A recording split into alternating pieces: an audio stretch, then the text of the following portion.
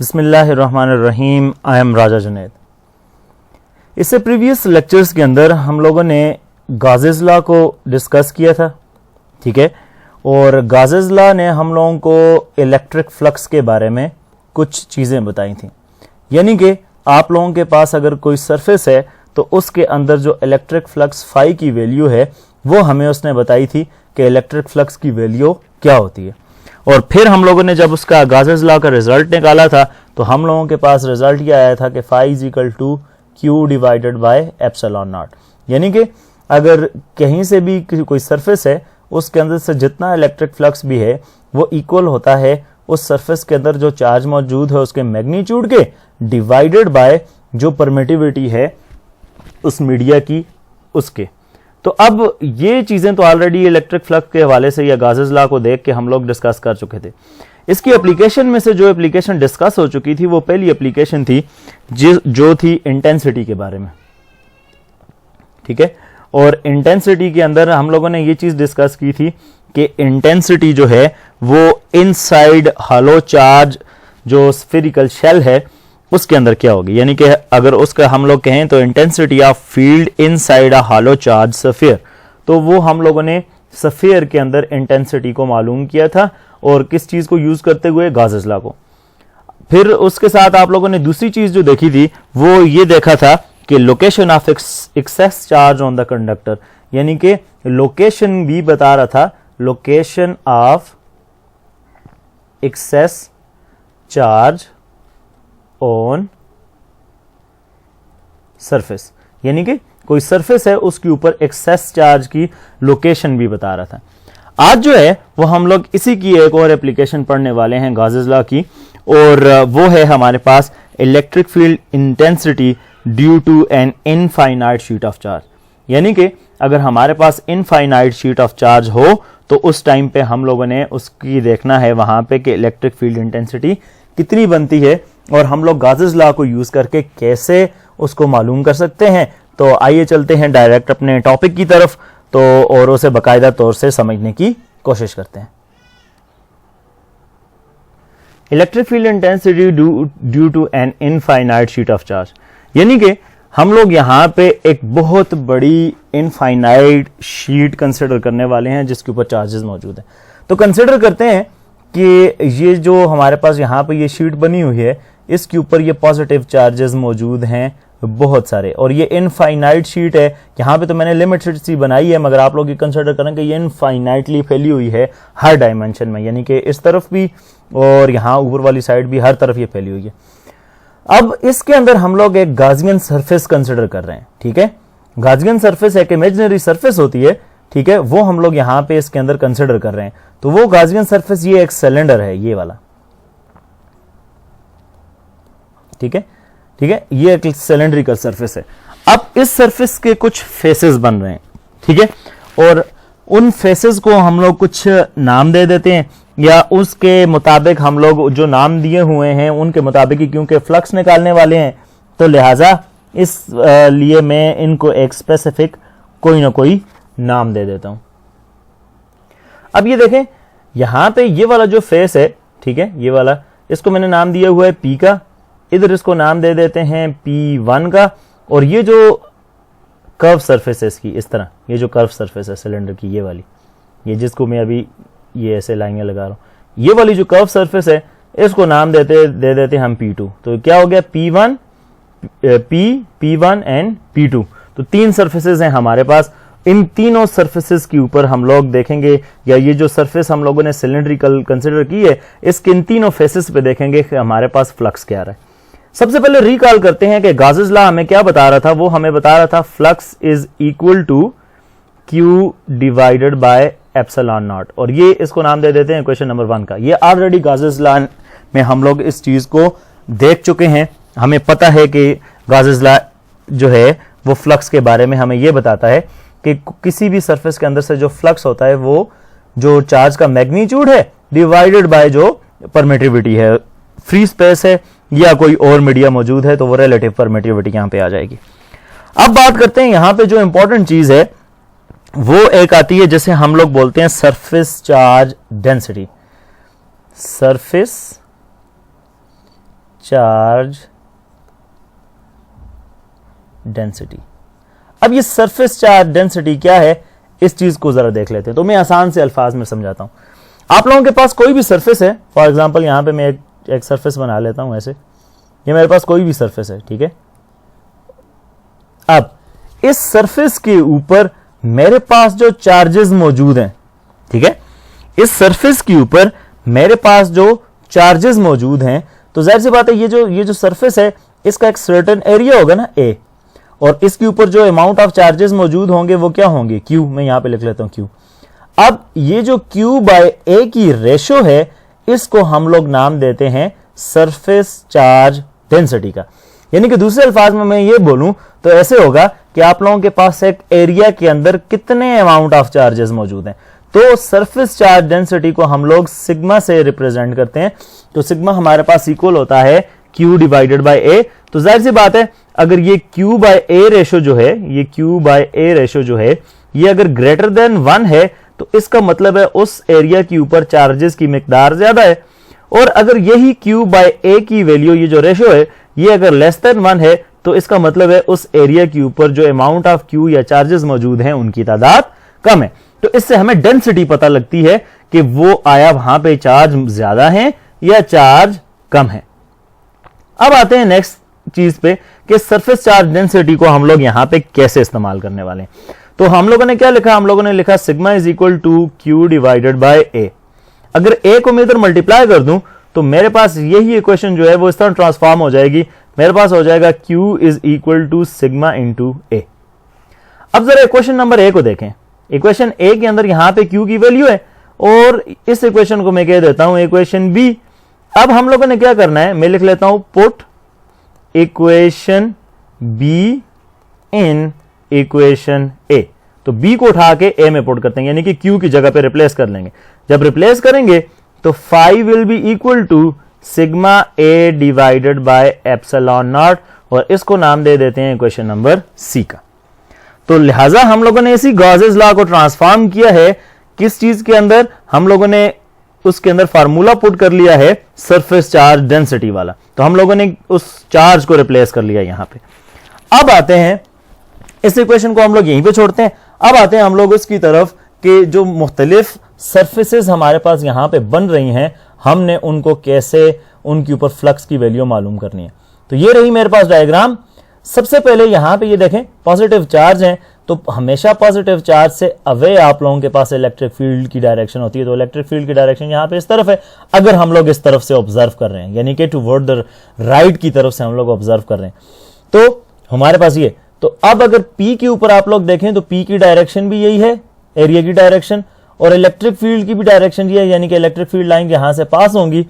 तो इसका मतलब ये है कि अगर मैं इलेक्ट्रिक फ्लक्स यहां पे लिखूं तो इलेक्ट्रिक फ्लक्स मेरे पास इस सरफेस के लिए क्या हो जाएगा, उसकी जरा मैं वैल्यू लिखता हूं यहां पे।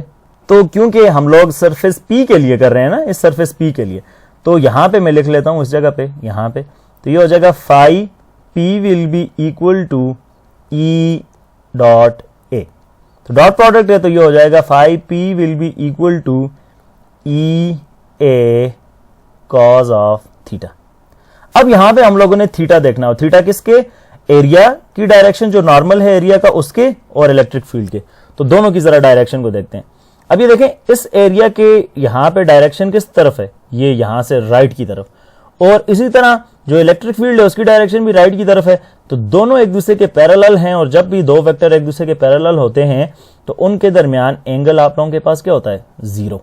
तो यहां पे वैल्यू पुट करें तो phi P will be equal to E A cos of 0, and we know that cos of 0 equals to 1. तो phi P will be equal to E A into 1. तो मजीद और सिंप्लीफाई करें तो phi P will be equal to E A, और नाम दे देता हूं equation number 1 का। ठीक है, अब नेक्स्ट चलते हैं, थोड़ा और मजीद आगे इसको और सॉल्व करते हैं। अब मैं इसको जरा ऐसे डिवाइड कर लेता हूं थोड़ा। अच्छा जी, अब आते हैं फाई P1 की तरफ, और फाई P1 को जरा डायग्राम में देख लेते हैं। फाई P1 आ गया मेरे पास इस तरफ, ये रहा फाई P1, ऐसे करके लिख लेता हूं, ये P1 रहा। अब देखें इसकी डायरेक्शन इस तरफ है, तो जब यहां से ऑब्जर्व करेंगे तो इलेक्ट्रिक फील्ड की डायरेक्शन इस तरफ होगी, यानी कि यहां पे भी एंगल हमारे पास 0 ही आएगा। तो आप लोग जिस तरफ से ऑब्जर्व कर रहे होते हैं ना, उसी तरफ एरिया की डायरेक्शन होती है। तो अब यहां पे अगर ये सिचुएशन है तो आप लोगों के पास हो जाएगा again E dot A, phi P1 will be equal to EA cos of theta, and we know that theta equals to 0। यहां पे P1 will be equal to EA cos of 0 and cos of 0 equals to 1। तो ये हो जाएगा आप लोगों के पास EA into 1 और phi P1 will be equal to EA, और इसे मैं लिख लेता हूं इक्वेशन नंबर 2। ठीक, अब यहीं पे थर्ड सरफेस के लिए भी निकाल लेते हैं और वो हो जाएगा phi P2। ठीक है, तो अगेन दोबारा देख लेते हैं। ये देखें, ये रही जो मैं रेड कलर से अभी शेड करूंगा, ये रही मेरे पास सरफेस 1। ठीक, ये रही मेरे पास सरफेस 2 या फेस 2। ठीक है, तो ये इसे मैंने कहा था P, इसे मैंने कहा था P1। अब ये जो सरफेस है, ये वाली कर्व सरफेस, इसे हम लोग नाम देंगे P2 का। तो अभी उसके लिए, उसी के लिए हम लोगों ने सॉल्व करना है, तो देखते हैं कि अभी हम लोग क्या करने वाले हैं। तो ये हो जाएगा, तो E dot A, phi P2 will be equal to EA cos of theta। अब जरा यहां पे बात और से समझने की है। आप लोग जब इस कर्व सरफेस को देख रहे हैं तो ये कर्व सरफेस में हर तरफ आप लोगों के पास यहां पे हर तरफ जो डायरेक्शन है, जो एरिया की डायरेक्शन है, वो उसके जो नॉर्मल है वो परपेंडिकुलर आएगा इलेक्ट्रिक फील्ड के। यानी कि अगर ये ऊपर वाली सरफेस देखें, ये वाली, तो यहां पे इसकी डायरेक्शन अपवर्ड है। ये देखें, यहां से ये अपवर्ड जा रही है, और यहां पे इलेक्ट्रिक फील्ड की डायरेक्शन किधर है, सामने की तरफ। तो इन दोनों के दरमियान में एंगल कितना बन रहा है, 90। में दोबारा से यहां पे बना लेता हूं, यहां पे आप लोग देख लें, देखें ये आ गया ऐसे, ये आ गया, यहां पे ये आ गया। अब ये जो कर्व सरफेस है इस तरह, यहां ऊपर से ऑब्जर्व करेंगे तो इसकी डायरेक्शन अपवर्ड है, जबकि इलेक्ट्रिक फील्ड की डायरेक्शन इस तरफ है। यहां पे कितना एंगल बनेगा, 90। यहां नीचे से ऑब्जर्व करेंगे तो ये इस तरफ, अगेन इलेक्ट्रिक फील्ड की डायरेक्शन इस तरफ है, यहां पे फिर अगेन 90। इस तरफ से ऑब्जर्व करेंगे तो ये ऐसे होगा। ठीक है, और यहां से फिर उधर है, फिर अगेन एंगल कितना बनेगा, 90। तो ये जो सिचुएशन है, इसमें आप लोगों के पास हर तरफ नॉर्मल, कर्व सरफेस का जो नॉर्मल बन रहा है वो, और इलेक्ट्रिक फील्ड के दरमियान जो आप लोगों के पास एंगल बन रहे हैं, ये दोनों 90 एंगल बना रहे हैं। तो चलिए मैं ऐसे करता हूं, मैं आप लोगों को एक पेज से सिलेंडर बना के उससे जरा ये समझा लेता हूं कि कर्व सरफेस जो है वो आप लोगों के पास कैसे काम करेगी। तो अभी चलते हैं उस वीडियो में, वहां पे वो देख लेते हैं कि वहां पे आप लोगों के पास वो कैसे बन रहा है। उसके बाद फिर वापस आके यहीं से आगे इक्वेशन को सॉल्व करते हैं। अब देखें, कंसिडर करें कि हमारे पास ये एक सिलेंडर है। ठीक है, ये मैंने पेज को रोल किया हुआ है, तो ये हमारे पास सिलेंडर है। ये सिलेंडर का वो फेस जो P वाला हम लोगों ने कंसिडर किया था, तो ये हो गया P, ये उसकी बैक साइड है, ये हो गया उसका P2। जबकि ये जो सरफेस है, ये जो कर्ल सरफेस है, ये पूरी इस तरह, ये कर्ल सरफेस, ये हमारे पास सरफेस 3 होगी, जिसे मैंने नाम दिया था P2 का, P1 P2। अब देखें, अगर प्लेट मेरे पास इस तरह लगी है ना, यहाँ पे ऐसे लगी है प्लेट, तो यहाँ से मेरे पास इलेक्ट्रिक फील्ड लाइन किधर जाएंगी, इधर आगे की तरफ। और ये फेस को जब इस तरफ से देखेंगे, यहाँ से देखेंगे, तो इसकी डायरेक्शन भी इसी तरफ है। तो अब फेस की डायरेक्शन भी इस तरफ है, इलेक्ट्रिक फील्ड की डायरेक्शन भी इस तरफ है, तो दोनों बिल्कुल पैरेलल हैं, उनके दरमियान में एंगल होगा 0। अब आते हैं इस वाले फेस पे। इसको जब यहाँ से ऑब्जर्व करेंगे तो इसकी डायरेक्शन इस तरफ होगी। अब प्लेट इस तरह लगी है यहाँ पे, अब प्लेट पे पॉजिटिव चार्ज है, तो जिस तरफ से देखेंगे पॉजिटिव चार्ज आउटवर्ड निकल रहे होते हैं ना, उस तरफ भी आउटवर्ड निकल रहे हैं, इस तरफ भी आउटवर्ड निकल रहे हैं। अब जब इस वाली साइड को आप लोग देख रहे हैं तो इसकी डायरेक्शन इस तरह है, ऐसे आ रही है बाहर की तरफ, और यहाँ पे प्लेट है तो यहाँ से भी बाहर की तरफ इसी डायरेक्शन में आएगी। अब दोनों इस डायरेक्शन में हैं, तो दोनों के दरमियान में जो एंगल बन रहा है वो क्या बनेगा, 0। अब आते हैं मोस्ट इंपॉर्टेंट, जो मेरे पास ये है, ये जो कर्व सरफेस है। अब कर्व सरफेस को अगर आप लोग यहां ऊपर से ऑब्जर्व करेंगे, इधर से ऐसे ऑब्जर्व करेंगे, तो इसकी डायरेक्शन होगी ऐसे रेडियली आउटवर्ड। इधर से ऑब्जर्व करेंगे तो यहां से ये इस तरह बाहर की तरफ होगी, रेडियली आउटवर्ड, यानी कि इस तरह होगी, ऐसे इस तरह बाहर। और जब उस तरफ से ऑब्जर्व करेंगे तो रेडियली आउटवर्ड उधर होगी, और जब नीचे से ऑब्जर्व करेंगे तो ये रेडियली डाउनवर्ड होगी, इस तरह। अब तीनों सिचुएशंस देख लें। इलेक्ट्रिक फील्ड की डायरेक्शन इस तरफ है, जब ऊपर से ऑब्जर्व करेंगे तो ऐसे, तो दोनों के दरमियान में कितना एंगल बनेगा, 90। इधर से ऑब्जर्व करेंगे तो दोनों के दरमियान में अगेन कितना एंगल बनेगा, 90, यानी कि ये इस तरह बाहर है और इलेक्ट्रिक फील्ड उस तरफ है, तो यहाँ पे ये 90 का एंगल बन रहा है। अब डाउनवर्ड करेंगे तो फिर यहाँ पे इस तरह 90 का एंगल बनेगा, और जब उस तरफ करेंगे फिर अगेन यहाँ पे 90 का एंगल। तो यानी कि इसके हर तरफ से ऐसे जो लाइन्स बाहर निकल रही होती हैं, वो हर पॉइंट के ऊपर आप लोगों के पास जो है वो इलेक्ट्रिक फील्ड के साथ 90 का एंगल बना रही होती हैं, और उसी 90 के एंगल की वजह से इस सरफेस के ऊपर आप लोगों के पास फ्लक्स 0, जबकि इसके ऊपर भी मैक्सिमम और इस सरफेस के ऊपर भी मैक्सिमम। तो चलते हैं अभी वापस मेन वीडियो में, और उसमें जाके देखते हैं कि इन तीनों के हम लोग जो इलेक्ट्रिक फ्लक्स है वो टोटल हम लोग कैसे निकाल सकते हैं। अच्छा जी, तो अभी हम लोगों ने उस वीडियो में देख लिया कि थीटा हमारे पास कितना बन रहा है, 90 डिग्री।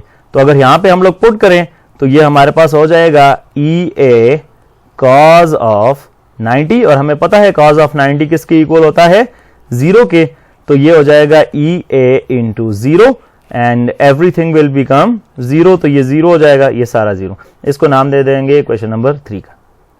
अब इक्वेशन नंबर 1 भी आ गई, 2 भी आ गई और 3 भी आ गई। तो अब अगर मैं टोटल फ्लक्स निकालूं, ठीक है, जरा मेरी बातों को गौर से सुनना है। अब अगर मैं टोटल फ्लक्स निकालूं तो मैंने इन तीनों फ्लक्स को ऐड करना है, क्योंकि इस पूरी सरफेस के ऊपर मैंने फ्लक्स की वैल्यू निकालनी थी ना। तो अगर उसे मैं नाम देता हूं फाई का, तो फाई मेरे पास इक्वल हो जाएगा phi P plus phi P one plus phi P two, यानी कि ये वाला फ्लक्स, ठीक है, उसके बाद ये वाला फ्लक्स, उसके बाद ये वाला फ्लक्स। तो वैल्यू पुट करें तो ये हो जाएगा phi will be equal to E A plus E A plus 0, और ये हमारे पास हो जाएगा further phi will be equal to E A plus E A, तो ये हो जाएगा 2e a, ठीक है। इसको नाम दे देता हूं इक्वेशन नंबर 4 का। अब जरा चलते हैं वापस इक्वेशन नंबर ए की तरफ, जो स्टार्ट में हम लोगों ने लिखी थी, ठीक है। अगर आप लोगों को याद हो तो हम लोग ने यहां से स्टार्ट किया था इक्वेशन नंबर ए से, फिर उसको ट्रांसफॉर्म किया था इक्वेशन नंबर सी के अंदर, ये वाली जो इक्वेशन है, ये जैसे मैं रेड से मार्क कर रहा हूं। अब जरा इसे देखें तो ये किसकी इक्वल है, फाई के, और अभी जो इक्वेशन आई है ये किसकी इक्वल है, ये भी फाई की इक्वल है। तो हम लोग ऐसे करते हैं, इन दोनों इक्वेशन को कंपेयर कर लेते हैं। तो मैं लिखता हूं comparing equation 4 and equation C, तो उसको सी का नाम दिया था। तो दूसरे अल्फाज में फाई की वैल्यू यहां पे हम लोगों ने पुट करनी है। तो उस फाई की वैल्यू हमारे पास आ रही है sigma A divided by epsilon not. वो उठा के हम लोग अगर यहां पे पुट कर लें तो ये हो जाएगा हमारे पास, ये हो जाएगा sigma A divided by epsilon naught will be equal to 2e a। ये a इस a के साथ क्या हो जाएगा, कैंसिल हो जाएगा। कैंसिल होने के बाद हमारे पास ये जो इक्वेशन है ये बन जाएगी sigma divided by epsilon naught is equal to 2e, या अगर इसे मैं लिखूं 2e is equal to sigma divided by epsilon naught, 2 को यहां नीचे डिवाइड कर लें तो e will be equal to sigma divided by 2 epsilon naught, और इसको नाम दे देते हैं इक्वेशन स्टार का, और यही हमारा फाइनल रिजल्ट है। तो ये जो फार्मूला है ये हमें इस काबिल बनाता है कि इससे हम लोग इलेक्ट्रिक फील्ड इंटेंसिटी मालूम कर सकें, किस किस की मदद से, सरफेस चार्ज डेंसिटी की मदद से और परमिटिविटी की मदद से, और इसका ये फार्मूला है। तो यानी कि इस इक्वेशन के अंदर हमारे पास 3 वेरिएबल्स हैं, एक है हमारे पास इलेक्ट्रिक फील्ड इटसेल्फ, एक हमारे पास सरफेस चार्ज डेंसिटी, और दूसरा जो है वो हमारे पास परमिटिविटी है। अगर इनमें से कोई 2 भी हम लोगों को गिवन हो तो हम लोग तीसरे को मालूम कर सकते हैं, यानी कि अगर हमारे पास सरफेस चार्ज डेंसिटी मौजूद है और परमिटिविटी मौजूद है तो हम लोग इलेक्ट्रिक फील्ड फाइंड कर सकते हैं, या अगर इन दोनों में से कोई और मौजूद है तो हम लोग तीसरे को निकाल सकते हैं। कहने का मकसद ये है कि गाजेस लॉ को ही ट्रांसफॉर्म करके हम लोगों ने इनफाइनाइट शीट ऑफ चार्ज जो है उसके अंदर से इलेक्ट्रिक फील्ड इंटेंसिटी को निकालने का फार्मूला हम लोगों ने बनाया। तो हम लोगों ने शुरू किया था गाजेस लॉ से, जिसमें हम लोगों ने देखा कि फाई जो है वो इक्वल है Q divided by epsilon not के, और इसको नाम दिया था क्वेश्चन नंबर 1 का। उसके बाद हम लोगों ने सरफेस चार्ज डेंसिटी को डिफाइन किया था, और हम लोगों ने ये कहा था कि सरफेस चार्ज डेंसिटी ये है कि किसी एक सर्टेन एरिया के ऊपर कितने अमाउंट ऑफ चार्ज मौजूद होता है, और उसे हम लोग फाई से डिनोट करते हैं, यानी सिग्मा से डिनोट करते हैं, यहाँ पे लिखा हुआ। उसके बाद हम लोगों ने ए को उधर मल्टीप्लाई करके क्यू की वैल्यू निकाल ली, और इस वैल्यू को उठा के क्वेश्चन नंबर ए में पुट कर लिया। तो हमारे पास आ गई क्वेश्चन नंबर सी, जिसके अंदर अब हम लोगों ने क्यू की जगह पे सिग्मा ए करके लिखा हुआ है। तो फाई की वैल्यू हम लोगों ने ऐसे निकाल ली। उसके बाद जो सिलेंडर हम लोगों ने कंसिडर किया था, उसके अंदर फाई पी जो पी वाली सरफेस थी उसके ऊपर भी हम लोगों ने जो इलेक्ट्रिक फ्लक्स था वो निकाली, जब हमारे पास जो एंगल है वो 0 था। इसी तरह P1 के ऊपर भी निकाली जब एंगल हमारे पास 0 था, और P2 के ऊपर भी निकाली जब हमारे पास एंगल 90 डिग्री था। तो हम लोगों ने ये देखा कि जो हमारे पास फेस P आ रहा है उसके आंसर हमारे पास आ रहा है EA। इसी तरह जो हमारे पास P1 था उसके ऊपर आ रहा था EA, और जबकि हमारे पास जो P2 था उसके ऊपर हमारे पास क्या आ रहा था 0। तो इनको हम लोगों ने नाम दे दिया था इक्वेशन नंबर 1, इक्वेशन नंबर 2 और इक्वेशन नंबर 3। फिर हम लोगों ने उस पूरी सरफेस के ऊपर फाई की वैल्यू निकालने लगे, तो इन सबको हम लोगों ने ऐड कर लिया। जब ऐड किया तो EA प्लस 0 तो 2EA आ गया। अब इक्वेशन नंबर सी के अंदर फाई की वैल्यू ऑलरेडी हम लोग निकाल चुके थे। उस फाई की वैल्यू उठा के यहां पे पुट करनी है, या इन दो इक्वेशंस को कंपेयर करना है, इक्वेशन 4 को और इक्वेशन सी को। जब इन दोनों इक्वेशंस को कंपेयर किया तो sigma A divide by epsilon naught is equal to 2EA। तो ए एक दूसरे के साथ क्या हो गया, कैंसिल। तो इक्वेशन हमारे पास बन के आ गई इस फॉर्म के अंदर कि E is equal to sigma divided by 2 epsilon naught. तो यानी कि इस इक्वेशन की मदद से हम लोग जो है वो इनफाइनाइट जो शीट ऑफ चार्ज है वो हम लोग मालूम कर सकते हैं। तो आज के लेक्चर में इतना ही। इंशाल्लाह नेक्स्ट लेक्चर में हम लोग किसी और टॉपिक के साथ, इससे जो अगला टॉपिक है इसी की एप्लीकेशन है उसके साथ मिलेंगे।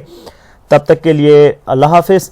आप लोगों ने ये करना है कि यही जो मैंने डेरिवेशन की है और जो डायग्राम बनाई है, जो एक्सप्लेनेशन की है, एक्सप्लेनेशन को अपने अल्फाज में आप लोगों ने लिख के और सारी डेरिवेशन और नीट सी डायग्राम बना के मुझे सबमिट करवानी है। मिलते हैं नेक्स्ट वीडियो में, तब तक के लिए अल्लाह हाफिज।